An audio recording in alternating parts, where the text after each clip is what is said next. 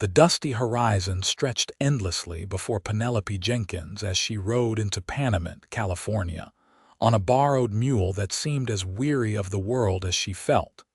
And she knew with absolute certainty that if she did not find work within the week, she would starve. It was late spring of 1878, and the mining town nestled in the Panamint Range looked half dead in the afternoon heat. Penelope wiped the grit from her face with the back of her hand, feeling every one of her 22 years pressing down on her shoulders like the weight of the sun itself. Her father had died 3 months prior in a mining accident in Nevada, leaving her with nothing but his debts and a warning from his former employer that she had better find her own way. The journey south into California had taken everything she had left. She guided the mule down the main street, past the saloon where raucous laughter spilled out even at this early hour, past the general store with its faded sign, past the assayer's office where men conducted their business in hushed, urgent tones.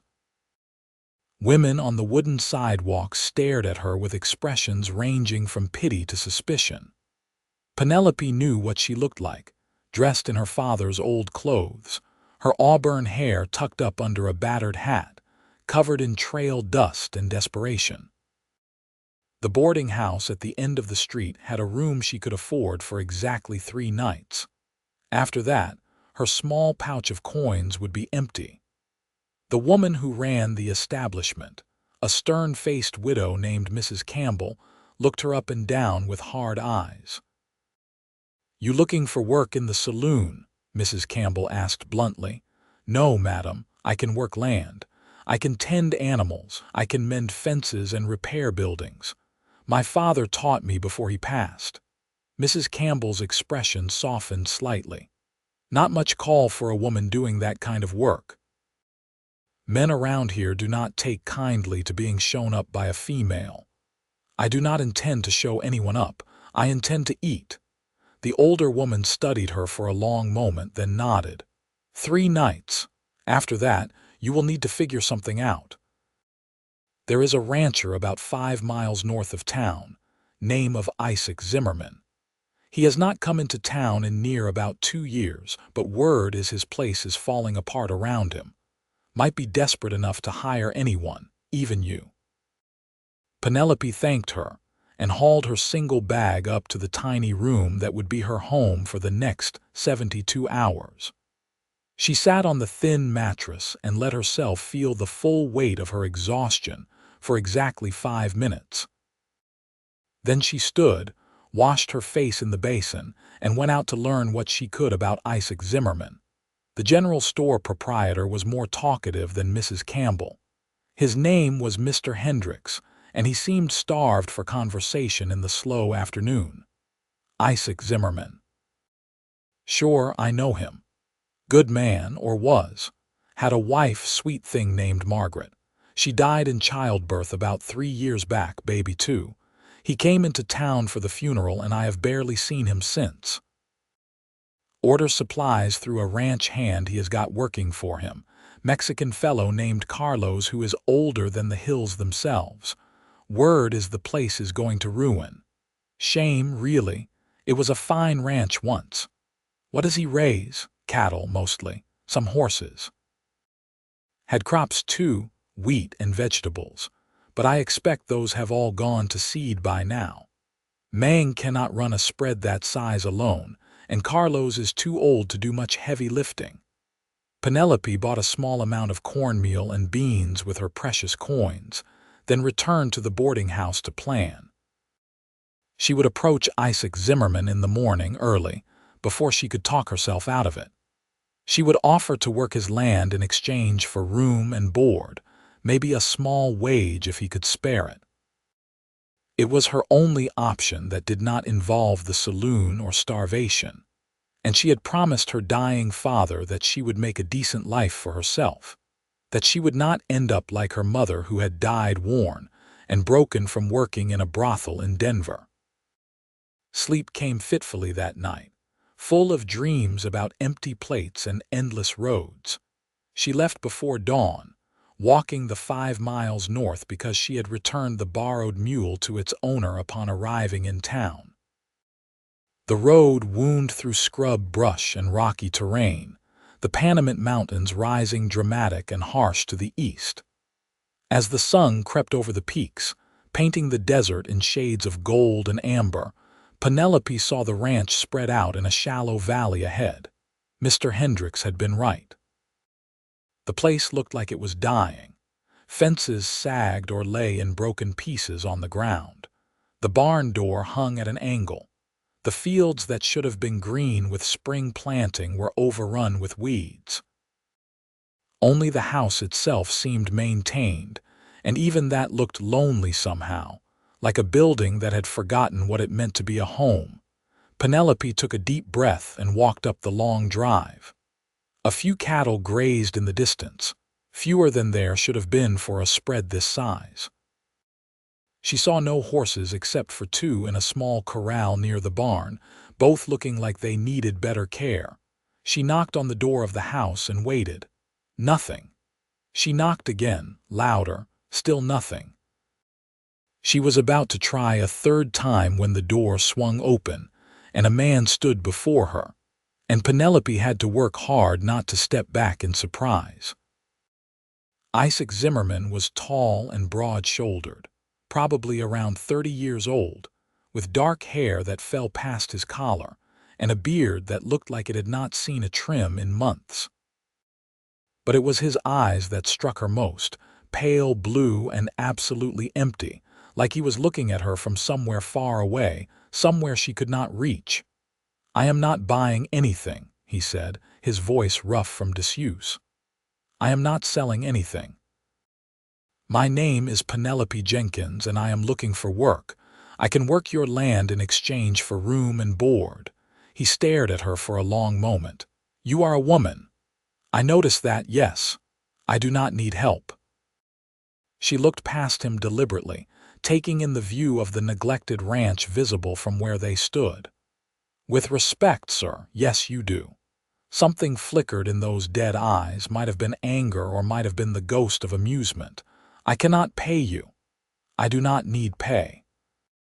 I need a place to stay and food to eat. I can work. I am strong. I grew up on ranches and mining camps. I know cattle and crops and how to fix what is broken. What is broken here cannot be fixed." The words were spoken flatly, without self-pity, which somehow made them worse. Penelope straightened her shoulders. "I am talking about your fences and your fields, Mr. Zimmerman. Those can definitely be fixed." He studied her again, and she forced herself to meet his gaze steadily. She could see the refusal forming on his lips, so she spoke quickly. "I have nowhere else to go. I will work harder than any man you could hire. I will not bother you or expect anything beyond a roof and meals. You can think of me as a ranch hand, nothing more. But I need this, and whether you want to admit it or not, you need help." The silence stretched between them. A hot wind blew across the valley, carrying the scent of sage and dust. Somewhere a cow lowed mournfully. "There is a small cabin out back where Carlos stays," Isaac finally said. "Used to be for the foreman before. It is not much, but it has got a stove and a bed. You can have that. Meals you will take in the main house. I expect a full day's work, and I mean full. If you cannot keep up, you will need to leave." Relief flooded through her so intensely she felt dizzy.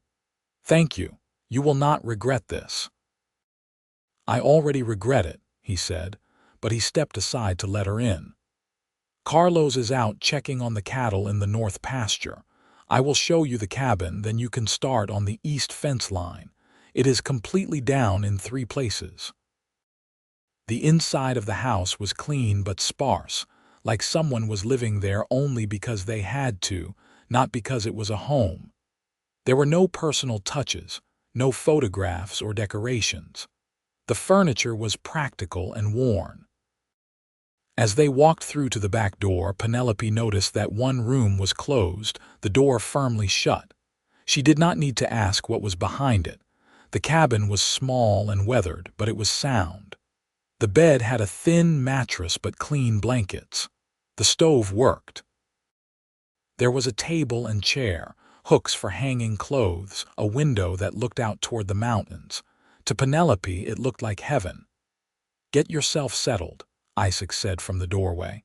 "Then come to the barn. I will give you tools and show you what needs doing." He left before she could respond.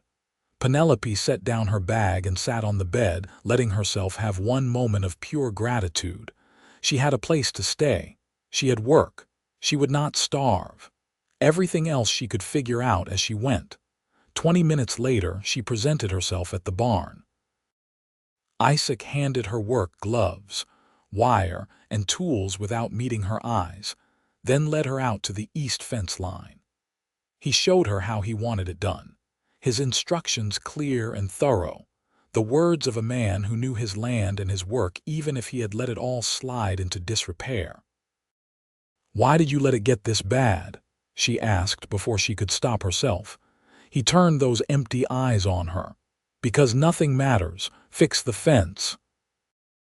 Then he walked away, back toward the house, leaving her alone with the broken fence and the hot sun and the overwhelming awareness that she had just tied herself to a man who was as damaged as his ranch. She worked until her hands bled through the gloves, until her back screamed and her arms shook. She repaired all 3 breaks in the fence line, making them strong and sure. When the sun began to set, she walked back to the barn, put away the tools properly, then went to the house and knocked. Isaac opened the door. He looked at her hands, at the blood seeping through the gloves, and something shifted in his expression, the tiniest crack in that wall of emptiness. "Come in. Clean yourself up. There is a pump in the kitchen. Dinner is almost ready."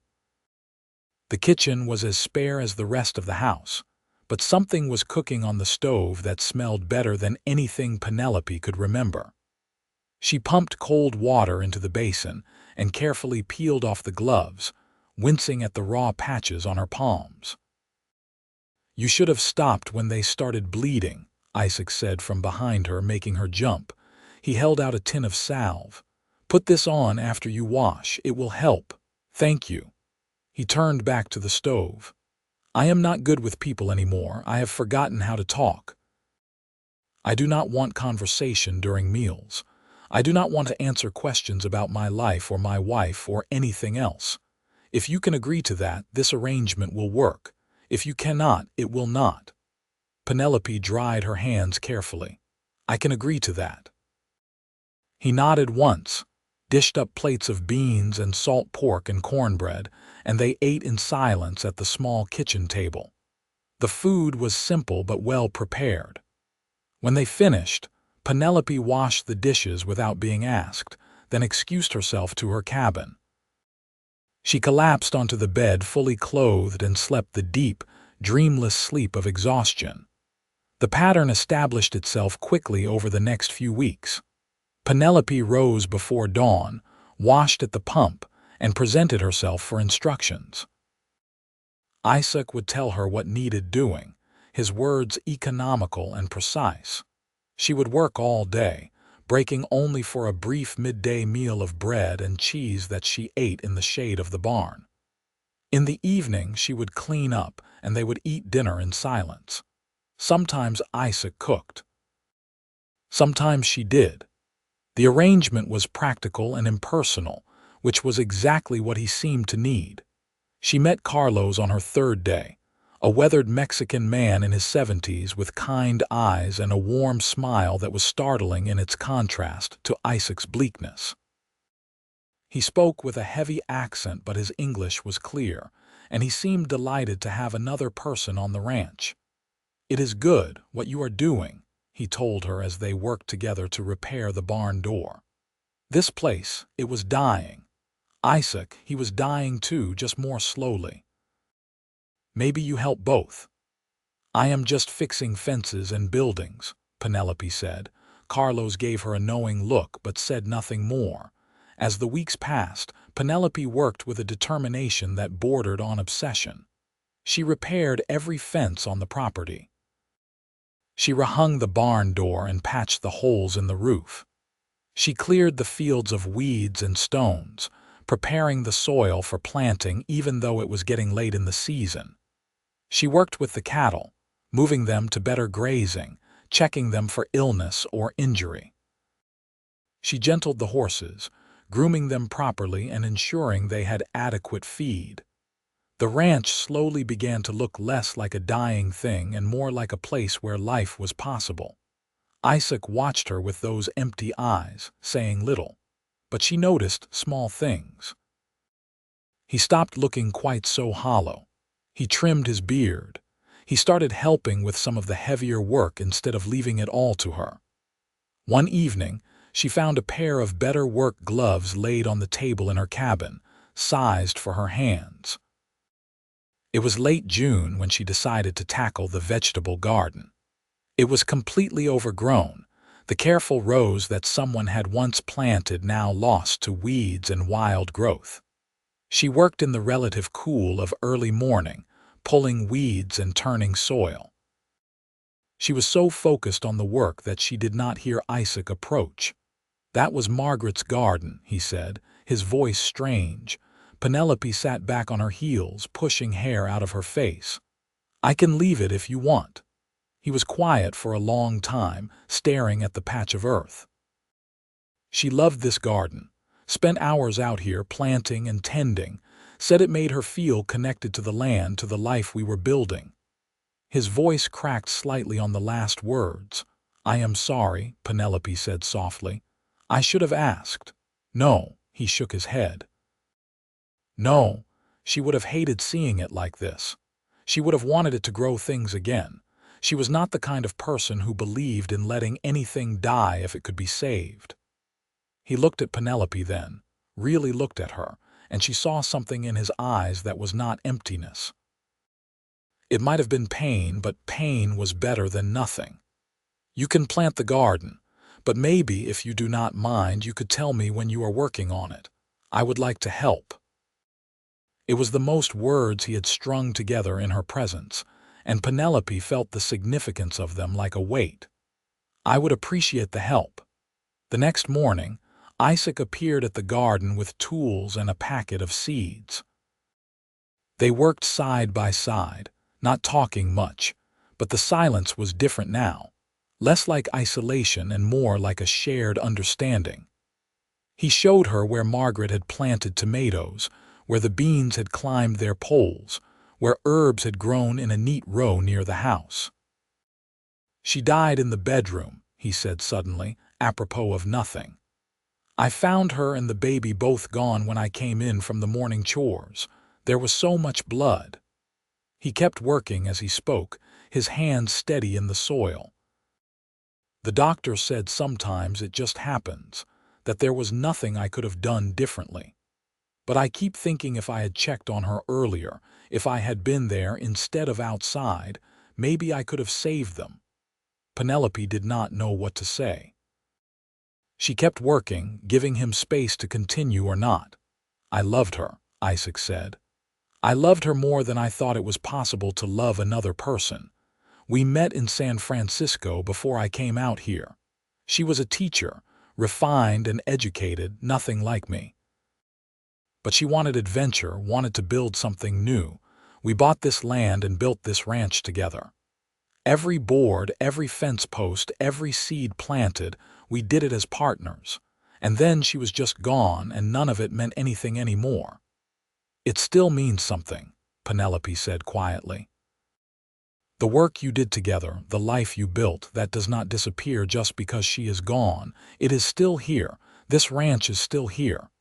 I let it die. But it is not dead. It can be brought back. Life is stubborn that way." He looked at her then, and for the first time she saw something like warmth in those pale blue eyes. "You are stubborn that way. I have had to be. They planted tomatoes and beans and squash and carrots. They planted herbs and lettuce and corn. When they finished, the garden looked purposeful again, full of potential."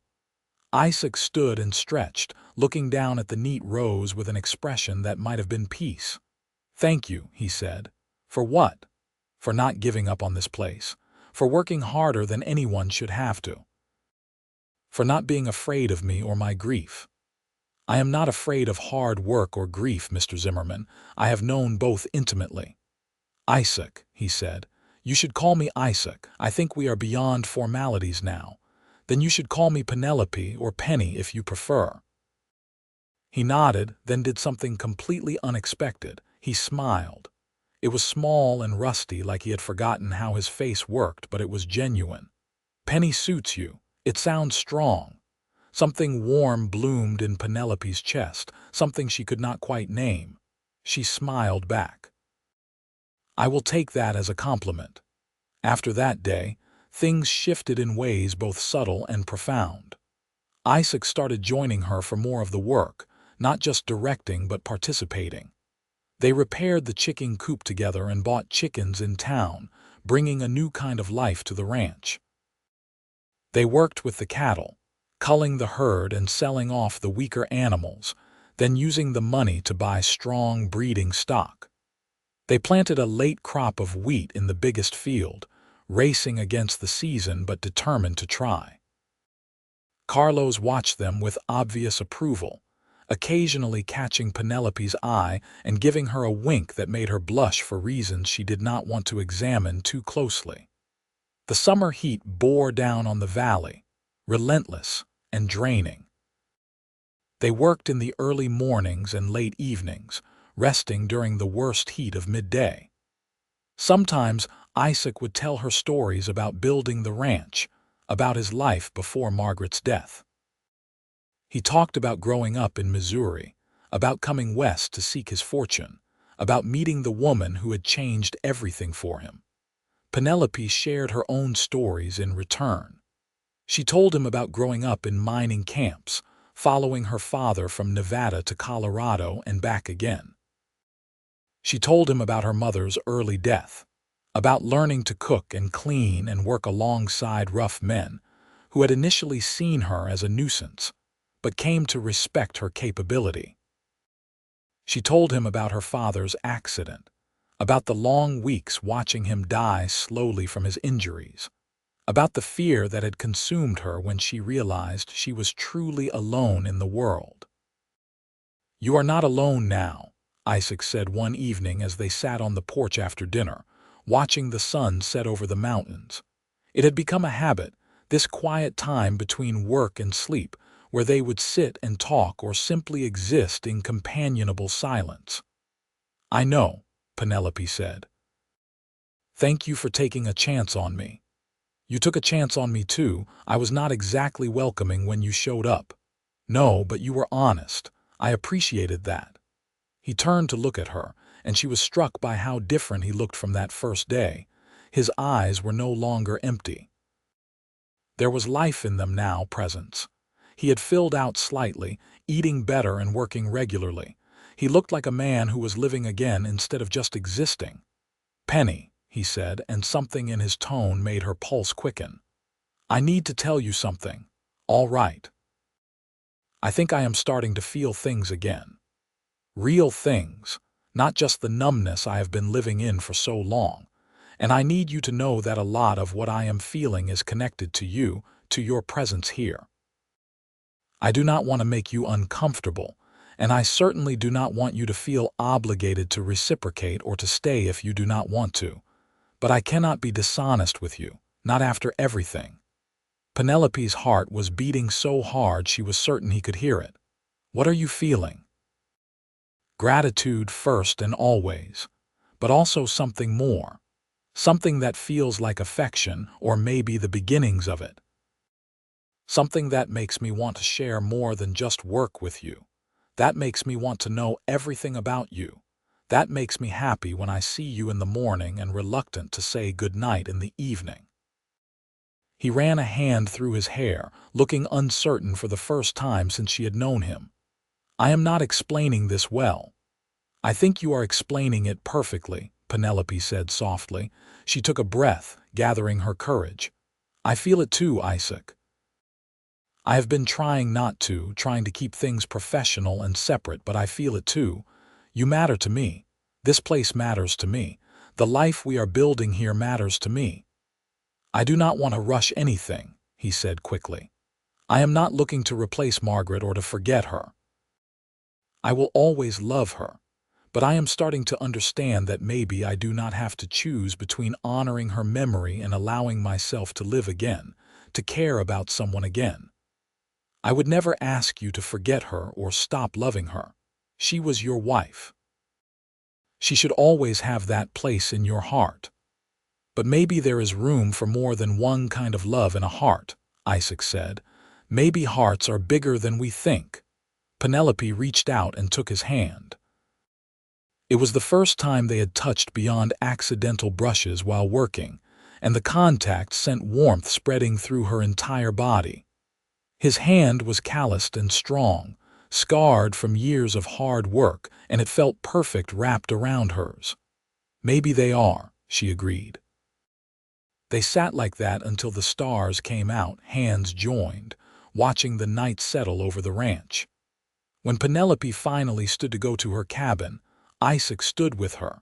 He walked her to her door, something he had never done before.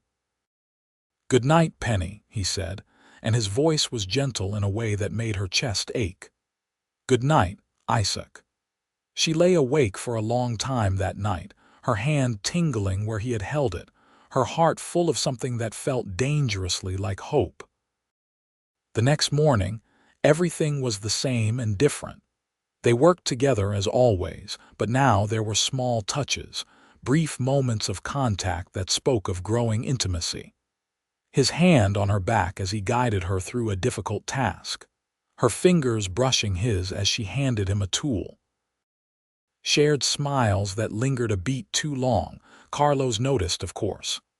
"About time," he said to Penelope one afternoon when Isaac had gone into town for supplies. "I told you that you would help him heal." "He is helping me too," Penelope admitted. "I did not realize how lonely I had been until I found this place, until I found him. Love is like that. It shows you what you were missing." "I did not say anything about love," Penelope protested, but her cheeks were warm. Carlos laughed. "You do not have to say it. Anyone with eyes can see it." When Isaac returned from town, he had packages in his wagon beyond the usual supplies. He found Penelope working in the garden, checking the progress of the vegetables that were starting to sprout.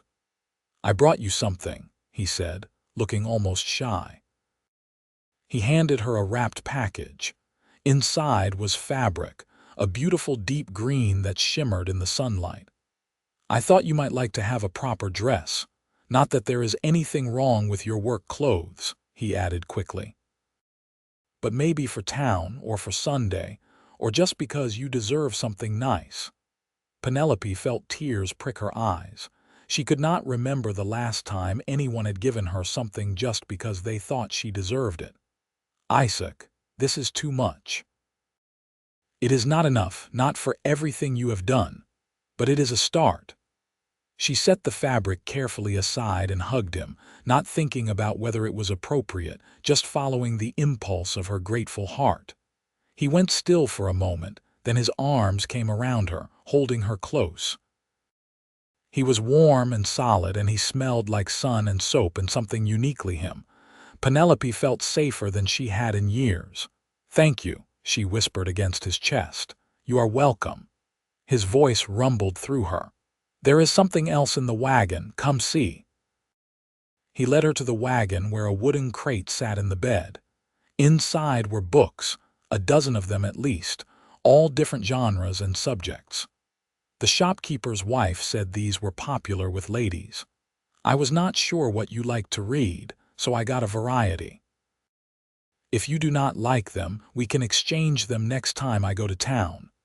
Penelope picked up a volume of poetry, running her fingers over the cover reverently. "I love reading. I have not had access to books in so long. This is wonderful. Then they are yours.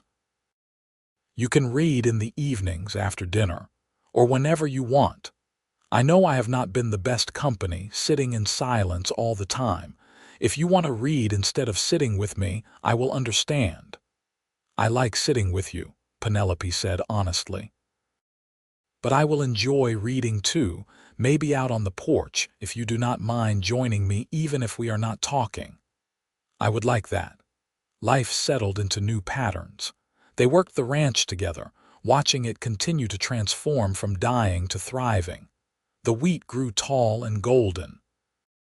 The garden produced abundantly. The cattle grew sleek and healthy. They hired 2 additional ranch hands, young men from town who needed work, which freed Isaac and Penelope from some of the harder labor. In the evenings, they sat on the porch. Sometimes Penelope read aloud while Isaac whittled or mended tack. Sometimes they just talked, sharing their days, their thoughts, their dreams for the ranch's future. Sometimes Isaac played a harmonica that had belonged to his father, filling the evening air with melancholy and beautiful melodies. On Sundays, they rested from the hardest work. Penelope made the green fabric into a dress with help from Mrs. Campbell, who had thawed considerably once she realized Penelope was making an honest living. The dress fit perfectly, and when Penelope wore it for the first time, Isaac stared at her with an expression that made her feel beautiful in a way she never had before. "You look lovely," he said, his voice rough with emotion. "Thank you. The fabric was perfect." They started attending church in town together, riding in the wagon side by side. People noticed, and talk started, but Isaac made it clear through his steady presence at her side that he did not care about gossip. Penelope was part of his life, part of his ranch, and anyone who had a problem with that could take their opinions elsewhere. It was late August when Isaac asked her to go for a ride with him. They saddled the horses, both of which were now well-trained and healthy thanks to Penelope's patient work, and rode out toward the mountains. He led her to a spot high in the foothills, where a spring created a small oasis of green. Wildflowers bloomed in impossible colors, and the view stretched for miles. "I used to come here with Margaret," Isaac said as they dismounted. "It was her favorite place on the ranch. She said it felt like heaven, like a little piece of paradise that existed just for us." Penelope felt a flutter of nervousness. "Thank you for sharing it with me. I could not come here after she died, could not stand the thought of it without her, but I wanted to bring you, wanted to see if I could create new memories here without destroying the old ones." They sat on a flat rock overlooking the valley.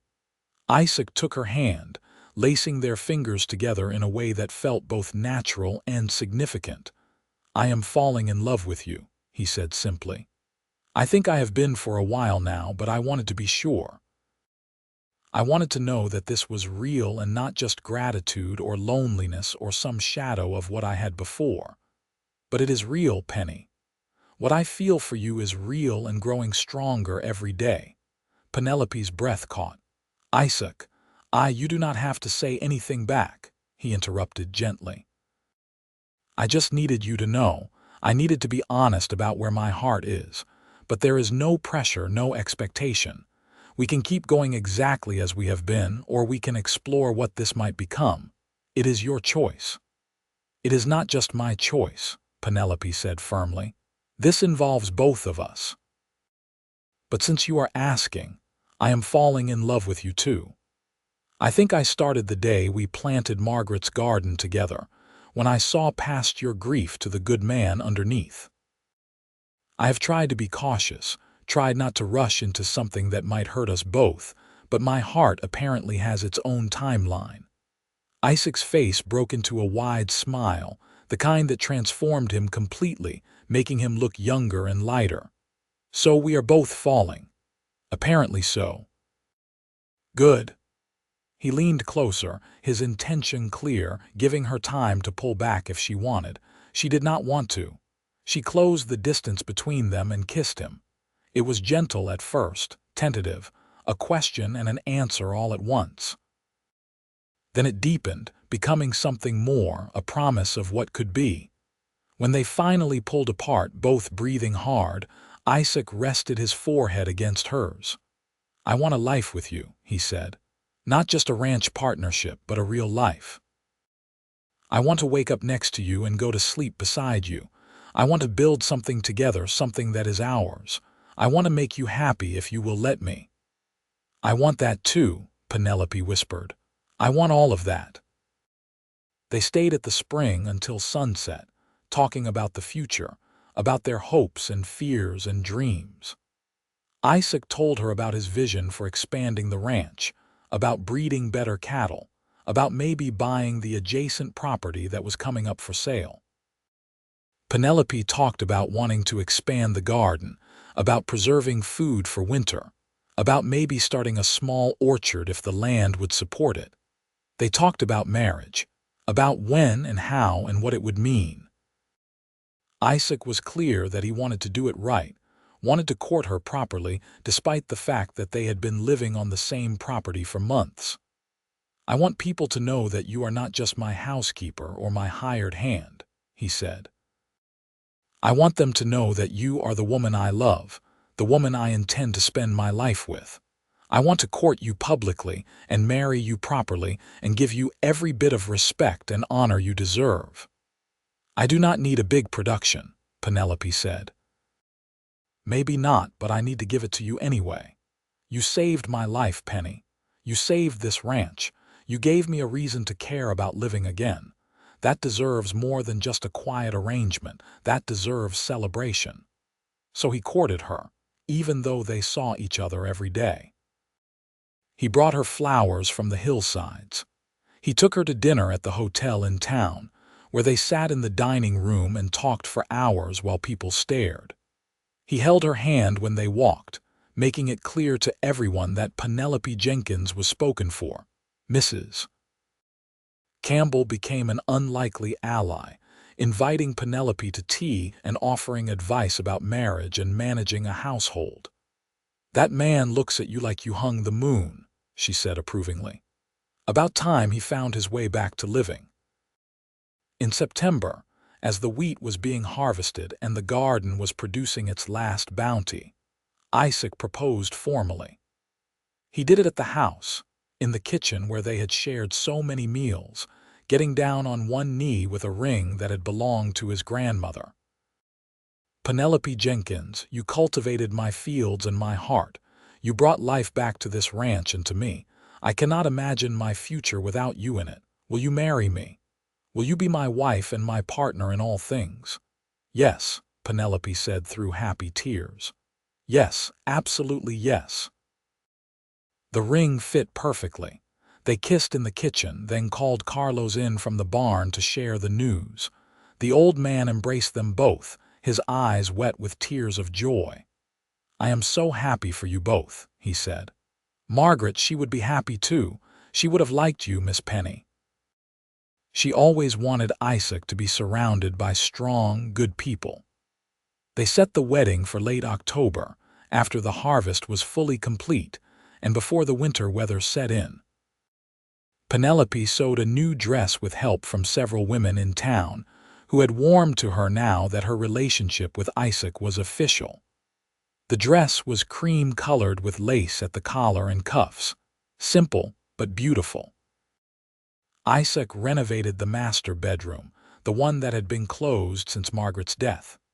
He did it slowly and carefully, keeping the things that honored his first wife's memory but making space for a new life, a new love. He built new furniture, painted the walls, hung new curtains.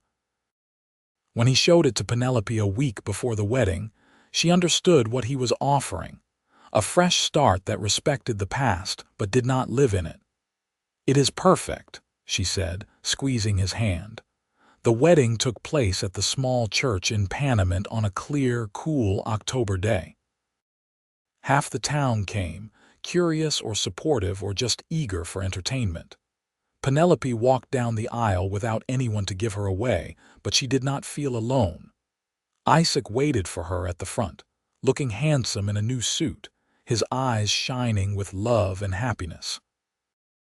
They exchanged vows that they had written themselves, promising partnership and love, promising to work together through whatever challenges life brought, promising to honor each other and the life they were building. When the preacher pronounced them husband and wife, Isaac kissed her thoroughly, and the church erupted in applause. The reception was held at the ranch, with long tables set up in the yard. Carlos had cooked an enormous meal with help from several town ladies. There was music and dancing and laughter. For the first time in years, the ranch felt truly alive, full of joy and celebration. As the sun set and the party continued, Isaac pulled Penelope away from the crowd. They walked to the garden, now dormant for the coming winter but still beautiful in its careful rose. "I never thought I would feel this again," Isaac said, his arm around her waist.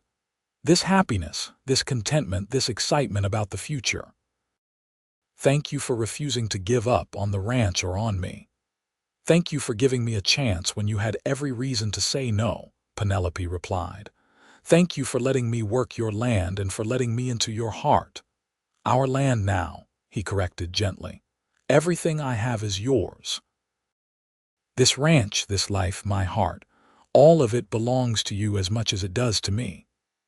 They stood together in the garden as the stars came out, wrapped in each other's arms, full of hope and love and the promise of the life they would build together. The first year of their marriage was busy and productive and happy. They worked the ranch together, making improvements and expansions. They bought the adjacent property Isaac had mentioned, adding significantly to their holdings. They built a new barn and expanded the house, adding rooms for the future they were planning. In the spring, Penelope discovered she was pregnant. Isaac was overjoyed and terrified in equal measure, the memories of losing Margaret in childbirth still raw despite the healing of the past year. Penelope understood his fear and did not dismiss it, but she also refused to let it overshadow their happiness. "We will be careful," she promised. "We will have the doctor check on me regularly. We will do everything right, but we cannot let fear steal our joy." He held her close, his hand on her still flat stomach. "I cannot lose you. I could not survive that again. You will not lose me. I am strong and I am stubborn, remember. This baby and I are going to be just fine." The pregnancy progressed smoothly. Penelope continued to work on the ranch through the early months, though Isaac became increasingly protective, trying to get her to rest more. They compromised, with Penelope agreeing to avoid the heaviest work but refusing to stop entirely. "I am pregnant, not sick," she reminded him regularly. "Women have been having babies and working for thousands of years." In November, as the weather turned cold and the first snow dusted the mountains, Penelope went into labor. Isaac sent Carlos racing to town for the doctor while he stayed with his wife, holding her hand and trying not to let her see how frightened he was. The labor was long and difficult. Penelope worked through each contraction with determination, squeezing Isaac's hand hard enough to bruise. The doctor arrived and took over, his presence calm and reassuring. As night fell and turned to dawn, Penelope pushed with everything she had, and finally, a baby's cry filled the room. "It is a boy," the doctor announced, holding up the squalling infant. "A healthy, strong boy." Isaac looked at his son, red-faced and furious at being born, and felt his heart expand in a way he had not known was possible. Then he looked at Penelope, exhausted and sweaty but smiling, alive and well, and felt tears stream down his face. "We did it," she said weakly. "We have a son." "You did it," he corrected, kissing her forehead, her cheeks, her lips. "You are amazing. You are everything." They named the boy Jacob after Penelope's father. He was a good baby, healthy and strong as the doctor had promised. Isaac was a devoted father, doting on his son but never forgetting his wife. He made sure Penelope had help with the household work so she could rest and recover. He got up for nighttime feedings, changing diapers and soothing the baby back to sleep so Penelope could have a full night's rest. Carlos became an honorary grandfather, carving toys for Jacob and telling him stories in Spanish and English. The ranch thrived with new life, both human and animal. They had the best cattle yield in years, and the crops exceeded expectations. As Jacob grew from infant to toddler, the ranch continued to expand and prosper. Penelope proved to be as capable a mother as she was a rancher, balancing both roles with the same determination she brought to everything. Isaac watched his wife and son with constant wonder, unable to believe that this was his life, that he had been given a second chance at happiness and family. When Jacob was 2 years old, Penelope became pregnant again. This time, Isaac was less fearful, trusting in his wife's strength and their good fortune. Their second son, Samuel, arrived with less difficulty than his brother, a calm baby who seemed content just to observe the world around him. The boys grew up surrounded by love and hard work. They learned to ride almost as soon as they could walk. They helped in the garden and with the animals, learning the value of the land and the satisfaction of honest labor. Isaac taught them everything he knew about ranching, while Penelope taught them to read and write and think. Years passed in a blur of busy, happy activity. The ranch became one of the most successful in the region. Isaac and Penelope's partnership, both personal and professional, became a model that other couples looked to. They made decisions together, respected each other's expertise, and never forgot what they had built from the ashes of loss and loneliness. On their 10th wedding anniversary, Isaac took Penelope back to the spring in the hills, the place where he had first told her he loved her. The boys stayed home with Carlos, who was now well into his 80s but still spry enough to supervise 2 energetic children. 10 years, Isaac said, looking at his wife. She was more beautiful to him now than she had been on their wedding day, her beauty deepened by time and experience, by the life they had lived together. It feels like no time at all and like forever, all at once. I know what you mean, Penelope said, settling into his arms. I cannot really remember what my life was like before you, before this ranch, before our boys. It all feels like it was meant to be, like everything led me exactly here. I think about that sometimes, Isaac said, about how close I came to turning you away that first day. About how different everything would be if I had said no, if I had been too stubborn or too grief-stricken to let you help. But you did not say no. You took a chance on a desperate woman with nothing to offer but her willingness to work. You offered so much more than that. You offered life itself, the possibility of living again after I thought I was done. You cultivated more than just my fields, Penny. You cultivated hope. You cultivated joy. You cultivated love in a heart I thought was dead. Penelope turned in his arms to face him, cupping his face in her hands. And you gave me a home. You gave me purpose. You gave me a family and a future. You gave me everything I needed when I needed it most. We saved each other, Isaac. That is what makes this work. He kissed her then, deep and long, full of all the love and gratitude and passion that 10 years of marriage had not diminished, but only strengthened. When they finally pulled apart, both smiling, the sun was beginning to set over the valley, painting everything in shades of gold. Let us go home, Penelope said. Our boys are probably driving poor Carlos to distraction. Our boys, our home, our life, Isaac repeated, savoring the words. I like the sound of that. They rode back to the ranch as twilight fell, the lights of home visible in the distance. As they approached, they could hear laughter and the sound of Carlos telling one of his elaborate stories, could see Jacob and Samuel playing in the yard despite the late hour. Isaac helped Penelope dismount and they stood for a moment, just looking at the house, the barn, the fields stretching out around them. The ranch that had once been dying was now thriving, full of life and love and endless possibility.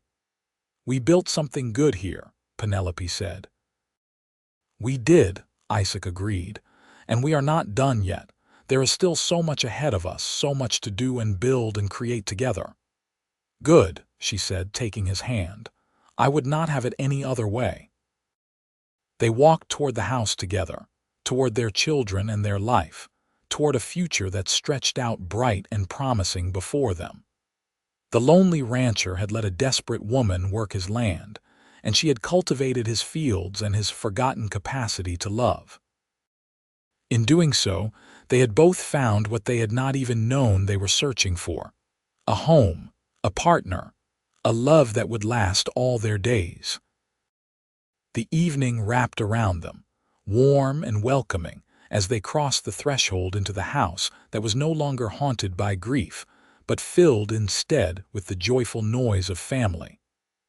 Jacob ran to hug his mother's legs while Samuel toddled toward his father with arms outstretched. Carlos smiled at them from the kitchen where he was preparing the evening meal. "Good ride?" he asked. "The best," Isaac replied, scooping up Samuel and reaching out to tousle Jacob's hair. "Everything is good, Carlos. Everything is exactly as it should be, and it was. Through hard work and determination, through grief transformed into hope, through two people brave enough to take a chance on each other, the ranch had been reborn.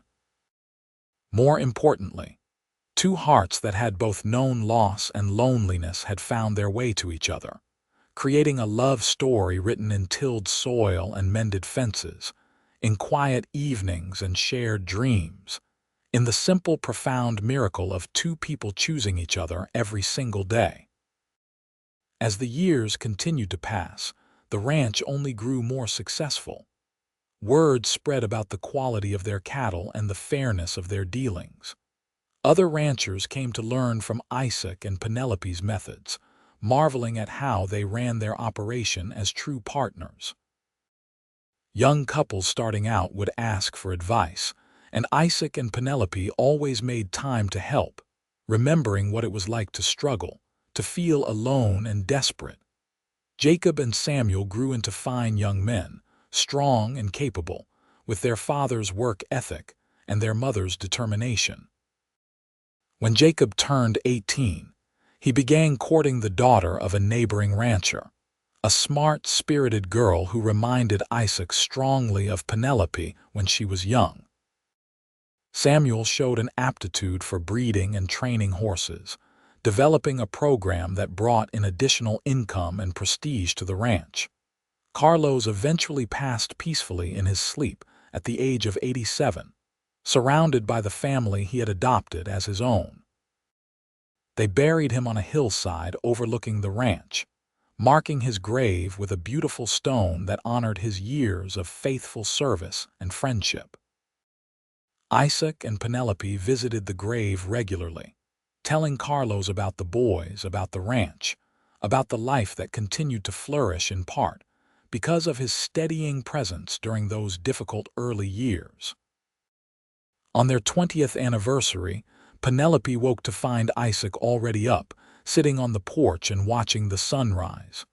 She wrapped a shawl around her shoulders and joined him, settling into the chair beside his. "What are you thinking about?" she asked. "Everything," he replied, reaching over to take her hand. "I was thinking about the day you showed up here, dusty and desperate and stubborn. I was thinking about how close I came to being too broken to see the gift you were offering. I was thinking about all the years since, all the moments big and small that have made up our life together. Any regrets? Not a single one. Well, maybe one.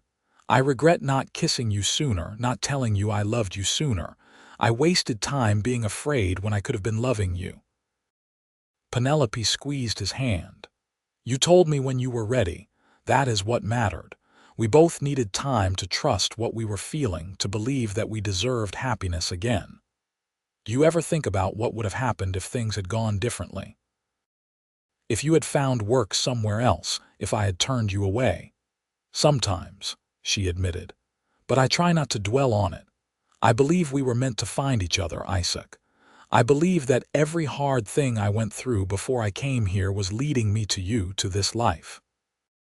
And maybe every hard thing you went through was preparing you to appreciate what we have, to not take a single day for granted. I do not take any of it for granted, he said fervently. Not you, not our sons, not this ranch, none of it.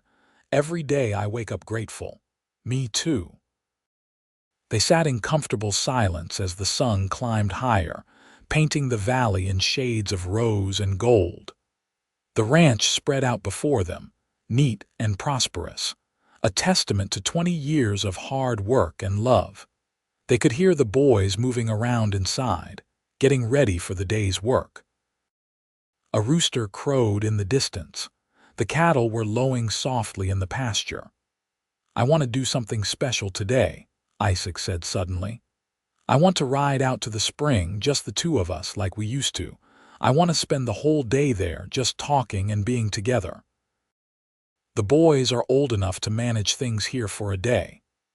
I would love that, Penelope said. They told Jacob and Samuel their plans, packed a lunch and rode out mid-morning. The journey was familiar now, the path worn from years of visits. The spring was unchanged, a constant oasis of green and beauty. They spread a blanket and settled in, eating lunch and talking about everything and nothing. What do you want for the next 20 years? Penelope asked as they lay side by side, looking up at the sky through the canopy of leaves. More of this, Isaac said simply. More days like today. More years watching our sons grow and build their own lives. Maybe grandchildren if we are lucky. More mornings waking up next to you. More evenings watching the sunset from our porch. I do not need anything grand or different. What we have is already more than I ever dreamed possible. I want that too. And maybe, if it is not too much to ask, I would like to see the ranch continue for generations. I would like to think that long after we are gone, our great-grandchildren will walk these fields and remember the love that built this place. Then we will make sure they know, Isaac said. We will tell them the stories. About how you showed up with nothing but determination and changed everything. About how you taught me that hearts can heal and love can grow again. About how two broken people found each other and built something lasting. That is a good story, Penelope said, smiling. It is the best story. It is our story. They stayed at the spring until the sun began to set, reluctant to leave the peace and beauty of the place. Finally, as twilight approached, they packed up and rode back to the ranch. As they crested the last hill and saw home spread out below them, lights beginning to glow in the windows, Isaac felt the same surge of contentment he felt every time he returned. Thank you, he said to Penelope as they rode side by side. For what? I did not do anything special today. For everything. For being exactly who you are. For loving me in our life. For never giving up, not on the ranch and not on me. Thank you for cultivating my heart, Penny. Thank you for teaching me that life after loss is not only possible, it can be beautiful. Tears sparkled in Penelope's eyes. You did the same for me, Isaac. You gave me a home when I had nothing. You gave me love when I thought I would always be alone. We saved each other. And we will keep saving each other every day for as long as we both live. They rode into the ranch yard together, where Jacob and Samuel came out to take the horses. Inside, the house smelled like fresh bread and beef stew. The table was set for dinner. Everything was warm and welcoming and right. That night, lying in bed with Penelope's head on his shoulder and her breathing soft and steady in sleep, Isaac thought about the journey that had brought them here. He thought about Margaret and the love they had shared, and he felt nothing but gratitude for those years, for what she had taught him about love and partnership. He thought about the dark time after her death, when he had been certain he would never feel anything but emptiness again. And then he thought about the dusty, determined woman who had appeared at his door asking for work, and how she had brought life back to a dying ranch and a dying man. How her stubborn refusal to give up had inspired him to try again. How her patience and understanding had given him the space to heal while her presence had given him a reason to want to. He pulled her closer, pressing a kiss to her forehead. She stirred slightly but did not wake, just snuggled deeper into his embrace. This was his life now, full and rich and worth living. This was the miracle that had grown from the ashes of his grief, cultivated by love and hard work, and two people who had refused to quit on each other or on the possibility of happiness. The years continued to flow by like water in a mountain stream, steady and sure. Jacob married his sweetheart in a beautiful ceremony at the ranch, and within a year, he and his wife presented Isaac and Penelope with their first grandchild, a daughter they named Margaret, after the grandmother she would never meet. Isaac held the baby and felt the circle of life complete itself, felt his first wife's memory honored in the most beautiful way possible. Samuel eventually married too, to the daughter of a horse breeder from Sacramento. They built a house on the property and started their own family, expanding the ranch into a true compound where multiple generations lived and worked together. Penelope's garden grew larger over the years, becoming famous in the region for its productivity and beauty. She taught her daughters-in-law everything she knew about coaxing life from the California soil, about preserving food for winter, about making a house a home. The kitchen was always full of women and children, full of laughter and love and the good smells of cooking. Isaac trained his sons and sons-in-law in every aspect of ranching, passing down not just practical knowledge but also the values that mattered: integrity, hard work, respect for the land and the animals, the importance of partnership and family. The ranch prospered under his leadership, and then under the shared leadership of the whole family, becoming one of the most respected operations in the state. On their 30th anniversary, Isaac and Penelope renewed their vows in the same church where they had married. All of their children and grandchildren attended, along with what seemed like half of Panamint. It was a joyous celebration, a testament to what 30 years of love and commitment could build. That evening, after all the guests had gone home and the grandchildren had been put to bed, Isaac and Penelope walked out to the garden. It was early summer and everything was in full bloom, bursting with color and life. 30 years, Penelope said wonderingly. Sometimes it feels like yesterday you were showing me the broken fence lines. Sometimes it feels like we have always been together. I cannot imagine my life without you in it, Isaac said. I literally cannot remember what it was like before you, or maybe I just do not want to. You are woven into every part of me, every part of this place. You cultivated everything good in my life. We cultivated it together, she corrected gently. That is what partnership means. We planted the seeds together and we tended them together and we harvested the fruit together. He pulled her close and they swayed together in the garden, dancing without music to a rhythm only they could hear. Above them, stars wheeled in the vast California sky. Around them, the ranch slept peacefully. Inside the houses scattered across the property, their family rested, secure in the life that Isaac and Penelope had built for them. I love you, Isaac whispered against her hair. I have loved you for 30 years and I will love you for 30 more, and beyond that if the universe allows it. I love you too, Penelope replied. You were my salvation, Isaac. You and this ranch, you gave me everything. You gave me life itself. You gave me a reason to go on when I thought I was finished. You gave me joy and family and purpose. I am the one who received everything. Then maybe we are even, she said, smiling up at him. Two people who found each other at exactly the right moment, who saved each other and built something beautiful together. Maybe so.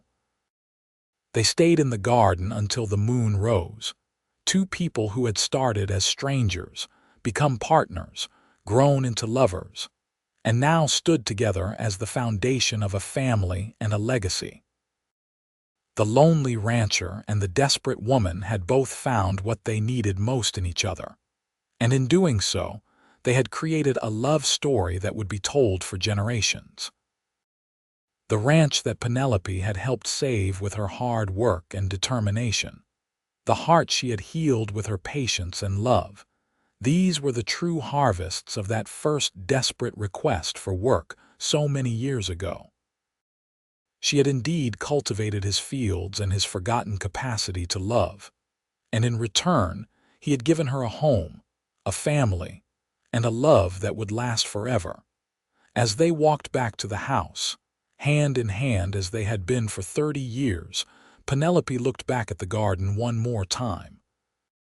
Tomorrow it would need weeding and watering. The fences would need checking. The cattle would need tending. The work of her ranch never ended, but she would not have it any other way. This was the life she had chosen, the life she had built with her own two hands and the help of a good man who had been brave enough to let a stranger into his dying world. And what a life it had been! What a life it continued to be! Full of love and hard work, joy and occasional sorrow, the endless cycle of seasons and harvests, births and deaths, beginnings and endings. It was a good life, an honest life, a life worth living. They crossed the threshold into their home, into the house that had witnessed so much over the years. The house where they had shared countless meals and conversations, where they had laughed and cried, where they had raised their sons and welcomed their grandchildren. The house that had transformed from a lonely shell into the warm heart of a thriving family. Isaac locked the door behind them and turned to his wife. "Ready for bed, always," she replied, taking his hand. They climbed the stairs together. These two people who had found each other against all odds, who had built a life from brokenness and despair, who had proven that love could indeed bloom again, even in the hardest soil. And as they settled into bed, wrapped in each other's arms as they had been for thousands of nights before, they both felt the deep satisfaction of a life well lived, a love well earned, and a future still full of promise. The ranch slept around them, peaceful and prosperous. In the bunkhouse, the ranch hands rested. In the other houses, their sons and their families dreamed. In the barn, horses and cattle shifted in their stalls. In the garden, the plants grew silently, reaching for the sun that would rise again in just a few hours. And in the master bedroom of the main house, Isaac and Penelope drifted off to sleep, content in the knowledge that they had done what they set out to do all those years ago. They had saved the ranch. They had built a family. They had loved each other fiercely and faithfully through everything life had thrown at them. The lonely rancher had let her work his land, and she had cultivated his fields and his forgotten capacity to love.